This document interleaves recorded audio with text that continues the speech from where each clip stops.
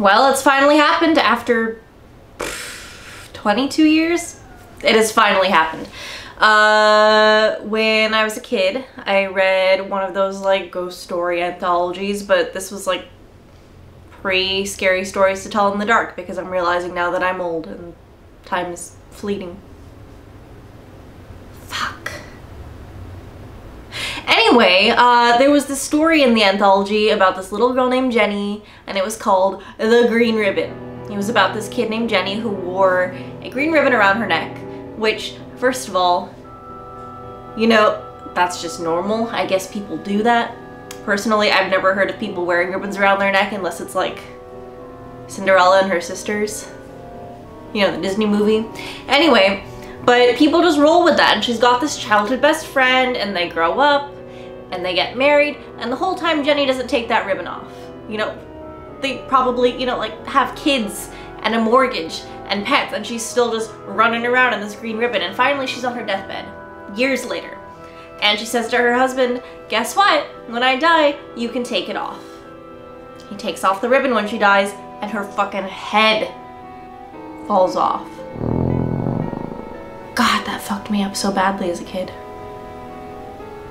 And now there's all these memes everywhere who are like, oh, wasn't that so scary when we were kids? Yes, yes it was. Thank you for reminding me. It only took me more than 2 decades to forget about fucking Jenny and her little ribbon, but now she's back. Fuck you. She ruined my entire childhood. Like, all of it. I am who I am today because I couldn't fucking figure out how a person could live through a whole full life without their head properly attached to their body. I can barely do it, and my head is firmly attached. See? Fuck her. But you know, the more that I think about it now, since everyone's forced me to, I'm really starting to question it. I mean, it is kind of a silly story, right? She could have chosen way better things to attach her head, like duct tape, or super glue, or, hello, stitches. How are you gonna go around with a fucking ribbon, you know, around your neck and be like, oh, I'm gonna play elementary school dodgeball. Oh, I'm gonna get married and, you know, have bed shaking sex without my head falling off. How are you gonna have a child out of your uterus without your head falling off? Bitch, please.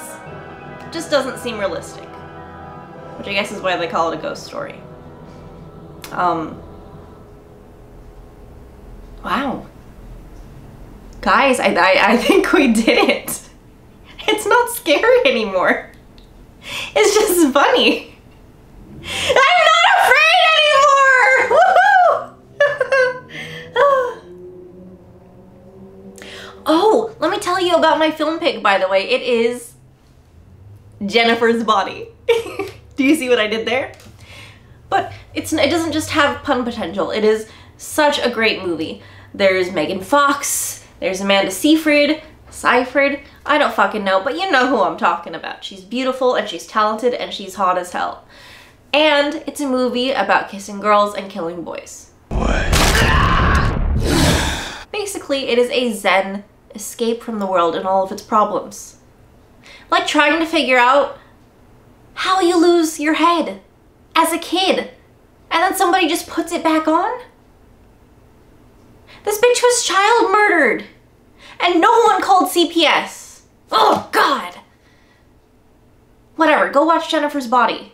What are you still doing here?